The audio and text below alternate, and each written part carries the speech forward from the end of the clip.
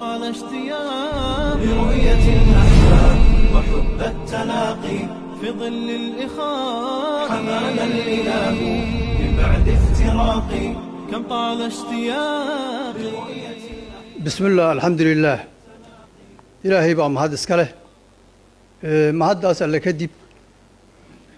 وحان ليهي dadka muslimiinta ah oo meesha isugu yimid noocyada badan u yimid ayagana waxaan leeyahay insha Allah cishi iyo sharaf dheeraada kuwa ku noolaad Allah idin ka dhigo intaas kadib hadalka waxa la yiraahdaa lamana badsho lamana bacsho waxaan rabaa qodobadii muhiimka ah oo meesha aan u soo istaagay inaan aado labadii qodob oo bayaanka ahay oo la soo saaray oo midna ay soo saareen culimada hadii alla ku roon yahay muddada badan fadhiyay midna ay soo saareen odayaasha iyo ugaasyada hadii alla ku roon yahay iyaguna fadhiya labadaba hadii aan nahay reer Maxamuud Hiraab waxaan u qaadanay si buuxda oo kalsooni leh nimaana waxa la yiri shaydaanka hal qabtaa la yiri gacanowna ka gubtay midda awal waa hore ka laabneed anigu qaybtayda awalan bahayo la gacanta wali ka gubnoodo saatan u hayay hadii aan reer Maxamuud Hiraab qaybtii lagu aad awalan hore u hayn haddana bayaanka soo baxa waa qaadan sidoo kale waxaan leeyahay reer Maxamuud Hiraab waxay qaateen kutubka Ilaahay inay ku dhaqmaan waxay qaateen cidii la qaadataa inay gacan u tahay waxay qaateen cid kasta oo hadii alla ku rooyay darisa oo walaala oo la jaara oo kutubka Ilaahay qaadata ama ka dheer oo kutubka Ilaahay qaadata inay gacal u tahay waxay qaateen cid kasta oo kutubka Ilaahay ka soo horjeeda inay cadawgeedii tahay oo cadow leeyihiin intaas aan noo meel yaala insha Allah bidnillah alkariim waxaan ku sii darahayaa anoo raba hadalka inaan soo koobo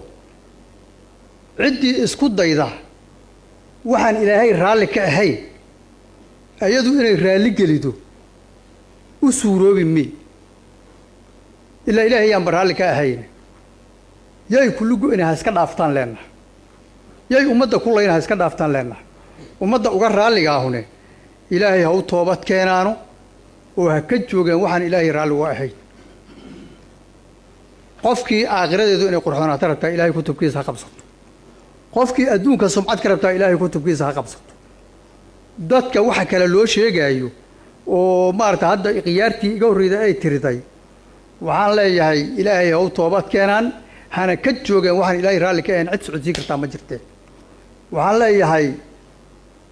dadka iyo dalka